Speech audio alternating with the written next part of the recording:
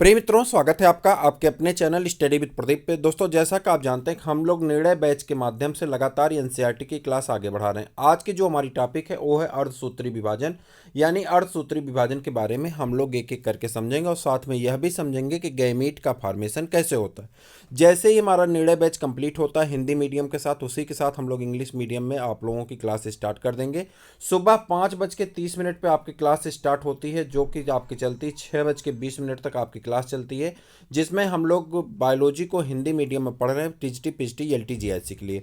प्यारे मित्रों, आपको बता दूं सुपर टेट की भी लगातार क्लासेस आगे बढ़ रही हैं, आप उसको ज्वाइन कर सकते हैं और उसका लाभ उठा सकते हैं। तो चलिए स्टार्ट करते हैं। अर्धसूत्री विभाजन के बारे में एक एक करके पढ़ते हैं और सभी लोग इसको समझने का प्रयास करते हैं कि क्या है। ठीक है,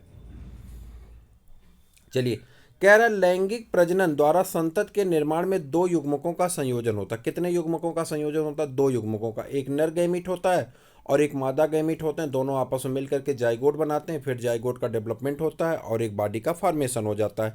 ये बात सभी लोग को ज्ञात होगी जहाँ तक मुझे पता है। एक नर गैमीट मान लेते हैं यक्ष है और मादा गैमीट भी यक्ष है और दोनों मिलकर के यक्ष यक्ष हो गए और यक्ष से डेवलप करके जाइगोट बना और यही जाइगोट डेवलप करके क्या करेगा, एक गर्ल्स का डेवलपमेंट होगा यानी विकास होगा, जिनमें अगुणित गुणसूत्रों का एक समूह होता है। युग्मक का निर्माण विशिष्ट दुगुणित कोशिकाओं से होता है। यह विशिष्ट प्रकार का कोशिका विभाजन है जिसके द्वारा बनने वाली अगुणित संतत कोशिकाओं में गुणसूत्रों की संख्या आधी रह जाती है। कह रहा है ये इस प्रकार का विभाजन है कि यहाँ पे जैसे हम लोग पिछली टॉपिक जब पढ़े थे तो वहाँ पे आप देख रहे थे कि जब केंद्रक विभाजन होता था, केंद्रक विभाजन होने के बाद वहाँ पे गुणसूत्रों की संख्या बराबर रहती थी। 2n है तो अगली कोशिका में भी जो संतत कोशिका होती थी वहाँ पे भी 2n रह जाती थी। लेकिन अर्धसूत्री विभाजन में ऐसा नहीं होता है। जैसे कि 2n अब जब नीचे जाएगी डेवलप होगी तो n का निर्माण कर लेती है, अगुणित कोशिका का निर्माण हो जाता है, जो कि अर्धसूत्री विभाजन का एक गुण होता है। कह रहा है एक विशेष प्रकार की कोशिका होती है, इसके द्वारा बनने वाली अगुणित संतत कोशिकाओं में गुणसूत्रों की संख्या आधी रह जाती है। इस प्रकार के विभाजन को अर्धसूत्री विभाजन कहते हैं। लैंगिक जनन वाले जीवधारियों में जीवन चक्र में अर्धसूत्री विभाजन द्वारा अगुणित अवस्था उत्पन्न होती है। यौन निषेचन द्वारा दुगुणित अवस्था पुनर्स्थापित होती है। पादपों और प्राणियों में युग्मक जनन के दौरान अर्धसूत्री विभाजन होता है, जिसके परिणाम स्वरूप अगुणित युग्मक उत्पन्न होते हैं। अर्धसूत्री विभाजन की मुख्य विशेषताएं निम्नवत हैं। पहली अगर हम देखें तो यहाँ पर कह रहा है अर्धसूत्री विभाजन की अगर बात करें, अर्धसूत्री विभाजन के दौरान केंद्रक व कोशिका विभाजन के दो अनुक्रमिक चक्र संपन्न होते हैं, जिसे अर्धसूत्री विभाजन फर्स्ट, अर्धसूत्री विभाजन द्वितीय कहते हैं। इस विभाजन में डीएनए प्रतिकृत का सिर्फ एक चक्र पूर्ण होता है। इसमें डीएनए प्रतिकृत का सिर्फ एक चक्र पूर्ण होता है। आगे बढ़ जाते हैं। अगला टॉपिक आपका यहीं पे अगर देखें, यस अवस्था में पैतृक गुणसूत्रों के प्रतिकृत के साथ समान संतत गुणसूत्र बनने के बाद अर्धसूत्री प्रथम प्रवस्था प्रारंभ होती। कह रहा है कि यस अवस्था के पैतृक गुणसूत्रों के प्रतिकृत के साथ समान संतत अर्धगुणसूत्र बनने के बाद अर्धसूत्री प्रथम की अवस्था प्रारंभ होती है। अर्धसूत्री विभाजन समजात गुणसूत्रों के युगलन और पुनर्संयोजन से होता है। युगलन और पुनर्संयोजन से होता है। अर्धसूत्री द्वितीय के अंत में 4 अगुणित कोशिकाएं बनती हैं। अर्धसूत्री द्वितीय के अंत में 4 अगुणित कोशिकाएं बनती हैं। याद रखिएगा कितनी अगुणित कोशिकाओं का निर्माण होता है? 4 अगुणित कोशिकाओं का निर्माण होता है। अर्धसूत्री विभाजन की निम्न अवस्थाओं को वर्गीकृत किया गया है। पहली अवस्था जो होती है आपकी पूर्वावस्था होती है अर्धसूत्री फर्स्ट में। दूसरे में क्या होता है? मध्यावस्था होती, पश्चावस्था, अंत्यावस्था। फिर इधर आ जाते हैं, पूर्वावस्था द्वितीय होती, मध्यावस्था होती, पश्चावस्था होती और कौन होती है? अंत्यावस्था होती। ठीक है, अर्धसूत्री प्रथम की बात करते हैं। अर्धसूत्री प्रथम में क्या क्या होता है इसके बारे में देखते हैं। पूर्वावस्था प्रथम में, ठीक है, अर्धसूत्री विभाजन प्रथम की पूर्वावस्था की तुलना अर्धसूत्री विभाजन की पूर्वावस्था से की जाती। ठीक है, क्या कह रहा है? अर्धसूत्री विभाजन की जो पूर्वावस्था है उसकी तुलना हम समसूत्री विभाजन के पूर्वावस्था से की जाती है। यह अधिक लंबी और जटिल होती। क्या होती? यह अधिक लंबी और जटिल होती। मैं आपको बता दूं, देखिए चैनल के द्वारा आपके लिए सुपर टेट की जो क्लासेस हैं वह सुपर टेट की क्लासेस लगातार आगे बढ़ाई जा रही हैं। ठीक है, सुपर टेट की क्लास में हम लोग अभी हिंदी की क्लास नहीं स्टार्ट की है। स्टैटिक जीके हम लोग शाम के 4 बजे पढ़ते हैं। शाम के 4 बजे आपकी स्टैटिक जीके होती है। लगभग ये 45 मिनट की क्लास होती है और फिर उसके बाद शाम को ही आपकी क्लास डिसाइड की गई है कि हिंदी की क्लास शाम को ही चलेगी और मैथ की भी क्लास शाम को ही डिसाइड की गई है, जो कि आपकी मैथ की क्लास चलाई जाएंगी। मैथ की क्लास आपकी रिकॉर्डिंग क्लास होगी, बाकी क्लासेस आपकी कैसी होंगी, लाइव क्लास के माध्यम से हम लोग आगे की तरफ बढ़ेंगे, चाहे वो हिंदी की क्लास हो, चाहे और भी सब्जेक्ट की आपकी क्लासेस हो। करंट अफेयर समेत सारी क्लासेस को हम लोग एक एक करके पढ़ने वाले हैं। प्यारे मित्रों, आपको ये बताते चलें कि आप अगर चैनल को सब्सक्राइब करते हैं, चैनल का हिस्सा बनते हैं, तो आपको इसका लाभ बहुत जल्द ही देखने को मिल जाएगा। आप अपने मित्रों को भी शेयर करते रहिए और चैनल से जुड़े रहिए, ठीक है। चलिए, समसूत्री विभाजन की जो पूर्वावस्था की जाए तो यह अधिक लंबी और जटिल होती है। गुणसूत्रों के व्यवहार के आधार पर इन्हें 5 प्रावस्थाओं में उपविभाजित किया गया, जैसे कि तनुपट्ट यानी लेप्टोटीन अवस्था, युग्मकपट्ट यानी जाइगोटीन अवस्था, स्थूलपट्ट यानी पैकेटीन अवस्था और द्विपट्ट यानी डिप्लोटीन अवस्था और पार पारगतिक्रम यानी डाइकाइनेसिस के अवस्थाओं में बांटा गया है। साधारण सूक्ष्मदर्शी द्वारा देखने पर तनुपट्ट यानी लेप्टोटीन अवस्था के दौरान गुणसूत्र धीरे धीरे स्पष्ट दिखाई देने लगते हैं। गुणसूत्रों का सहनन यानी कंप्रेंशन पूरा तनुपट्ट अवस्था के दौरान जारी रहता है। इस उपरांत पूर्वावस्था प्रथम का द्वितीय चरण प्रारंभ होता है, जिसे युगपट्ट कहते हैं। क्या कहते हैं? युग्मपट्ट कहते हैं या युगपट्ट कहते हैं, युग्मपट्ट कहते हैं, ठीक है। इस अवस्था के दौरान गुणसूत्रों का आपस में युग्मन प्रारंभ हो जाता है और इस प्रकार की संबद्धता का सूत्र युग्मन कहते हैं। क्या कहते हैं? सूत्र युग्मन कहते हैं। इस प्रकार की संबद्धता को क्या कहते हैं? सूत्र युग्मन कहा जाता है।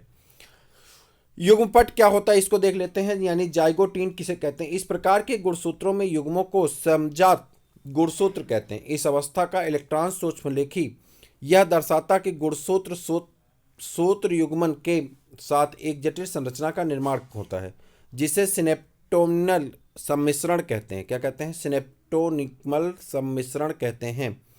जिस सम्मिश्रण का निर्माण एक जोड़ी सूत्र युग्मित समजात गुणसूत्रों द्वारा होता है, उसे युगली यानी बाइवैलेंट अथवा चतुष्क यानी टेट्राड कहते हैं। यद्यपि ये अगली अवस्था में अधिक स्पष्ट दिखाई पड़ते हैं। पूर्वावस्था प्रथम की उपरोक्त दोनों अवस्थाएं स्थूलपट्ट यानी पैकेटीन अवस्था में अपेक्षाकृत कम अवधि की होती हैं। इस अवस्था के दौरान प्रत्येक युगली गुणसूत्र में 4 अर्धसूत्री अर्ध गुणसूत्र चतुष्क के रूप में अधिक स्पष्ट दिखाई देने लगते हैं। इस अवस्था में पुनर्संयोजन ग्रंथियाएं दिखाई देने लगती हैं। यहाँ पर समजात गुणसूत्रों के असंतत अर्ध गुणसूत्रों के बीच विनिमय यानी क्रॉसिंग ओवर होता है। विनिमय दो समजात गुणसूत्रों के बीच आनुवंशिक पदार्थों के आदान प्रदान के कारण होता है। विनिमय एंजाइम द्वारा नियंत्रित प्रक्रिया है। वह जो एंजाइम इस प्रक्रिया में भाग लेता उसे रिकम्बिनेज कहते हैं। कह रहा विनिमय एक प्रकार का एंजाइम की क्रिया होती है, नियंत्रित प्रक्रिया होती है, जिसमें हम लोग रिकम्बिनेज एंजाइम की सहायता लेते हैं। दो गुणसूत्रों में आनुवंशिक पदार्थों का पुनर्संयोजन जीन विनिमय द्वारा अग्रसर होता है। समजात गुणसूत्रों के बीच पुनर्संयोजन स्थूलपट्ट अवस्था के अंत तक पूर्ण हो जाता है, जिसके परिणामस्वरूप विनिमय स्थूल पर गुणसूत्र जुड़े हुए दिखाई पड़ते हैं। द्विपट्ट यानी डिप्लोटीन के प्रारंभ में सिनेप्टोनिमल मिश्रण का विघटन हो जाता है और युगली के समजात गुणसूत्र विनिमय बिंदु के अतिरिक्त एक दूसरे से अलग होने लगते हैं। क्या होने लगते हैं? एक दूसरे से अलग होने लगते हैं, जिसकी वजह से क्या होता है? विनिमय बिंदु यक्ष आकार की संरचना को काइजमेटा फॉर्मेशन कहते हैं। कह रहा जहाँ पे विनिमय बिंदु दोनों यक्ष आकार का निर्माण करते हैं उसी को काइजमेटा फॉर्मेशन कहते हैं। कुछ कशेरुकी प्राणियों के अंडकों में द्विपट्ट महीनों या वर्षों में समाप्त होती हैं। अर्धसूत्री विभाजन अर्धसूत्री पूर्वावस्था प्रथम की अंतिम अवस्था पारगतिक्रम यानी डाइकाइनेसिस कहलाती है। इसमें काइजमेटा का उपांति भवन हो जाता है। इसमें काइजमेटा का अंत होने लगता है। इस अवस्था में गुणसूत्र पूर्णतया संघनित हो जाते हैं। वह तर्क तंतु एकत्रित होकर समजात गुणसूत्रों को अलग करने में सहयोग प्रदान करते हैं। पारगतिक्रम के अंत तक केंद्रिका अदृश्य हो जाती और केंद्रक आवरण झिल्ली भी विघटित हो जाती है। पारगतिक्रम मध्यावस्था की ओर पारगमन को निरूपित करता है।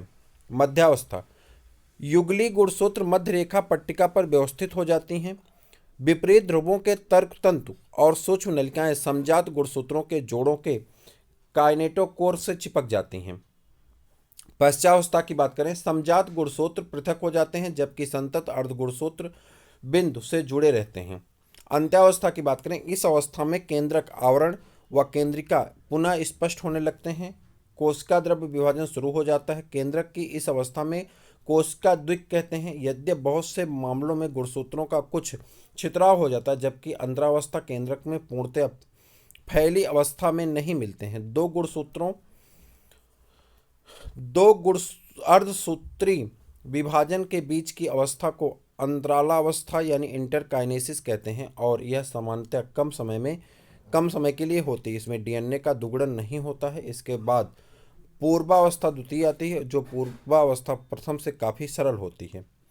अर्धसूत्री विभाजन द्वितीय में आ जाते हैं। अर्धसूत्री विभाजन द्वितीय गुणसूत्रों के पूर्ण लंबा होने के पहले व कोशिका द्रव्य विभाजन के तत्काल बाद प्रारंभ होता है। अर्धसूत्री विभाजन प्रथम के विपरीत अर्धसूत्री विभाजन द्वितीय सामान्य सूत्री विभाजन के समान होता है। पूर्वावस्था द्वितीय के अंत तक केंद्रक आवरण अदृश्य हो जाते हैं। गुणसूत्र पुनः संघनित हो जाते हैं। मध्यावस्था, इस अवस्था में गुणसूत्र मध्यांश व पंक्तिबद्ध हो जाते हैं और विपरीत ध्रुवों के तर्क तंत्र की सूक्ष्म नलिकाएं इनके संतत गुणसूत्रों के काइनेटोकोर से चिपक जाती हैं। पश्चावस्था, इस अवस्था में गुणसूत्र बिंदु अलग हो जाते हैं और इनसे जुड़े संतत अर्ध गुणसूत्र काइनेटोकोर से जुड़ी हुई सूक्ष्म नलिकाओं के छोटा होने से संतत के विपरीत ध्रुवों की ओर चले जाते हैं। अंत्यावस्था द्वितीय, यह अवस्था अर्धसूत्री विभाजन की अंतिम अवस्था। इसमें गुणसूत्रों के दो समूह पुनः केंद्रक आवरण द्वारा घिर जाते हैं। कोशिका द्रव्य विभाजन के उपरांत 4 अगुणी संतत कोशिकाओं का कोशिका चतुष्क बन जाता है। अर्धसूत्री विभाजन एक ऐसी प्रक्रिया जिसके द्वारा लैंगिक जनन करने वाले जीवों की प्रत्येक जात के विशिष्ट गुणसूत्रों की संख्या पीढ़ी दर पीढ़ी संरक्षित रहती है। अर्धसूत्री विभाजन एक ऐसी प्रक्रिया है, देखिए यहाँ पे एक मिनट फिर से देखते हैं। कह रहा अर्धसूत्री विभाजन एक ऐसी प्रक्रिया जिसके द्वारा लैंगिक जनन करने वाले जीवों की प्रत्येक जात में विशिष्ट गुणसूत्रों की संख्या पीढ़ी दर पीढ़ी संरक्षित रहती है।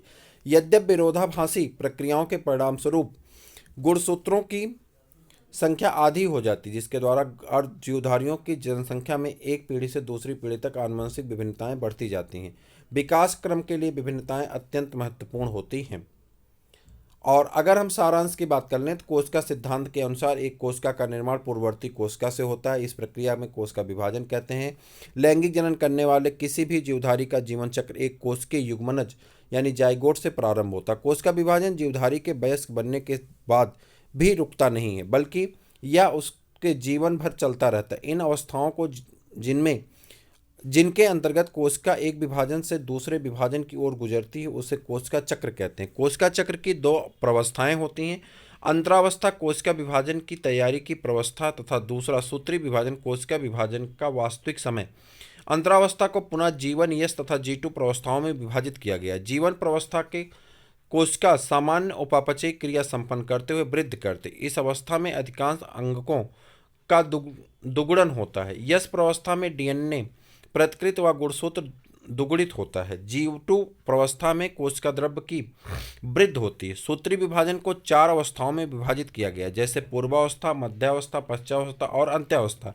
पूर्वावस्था के गुणसूत्र संघनित होने लगते हैं, साथ ही तारक केंद्र बिंदु ध्रुवों की ओर चले जाते हैं। केंद्रक आवरण व केंद्रित विलोपन हो जाते हैं व तर्क तंतु दिखना प्रारंभ हो जाते हैं। मध्यावस्था में गुणसूत्र मध्य पट्टिका पर पंक्तिबद्ध हो जाते हैं।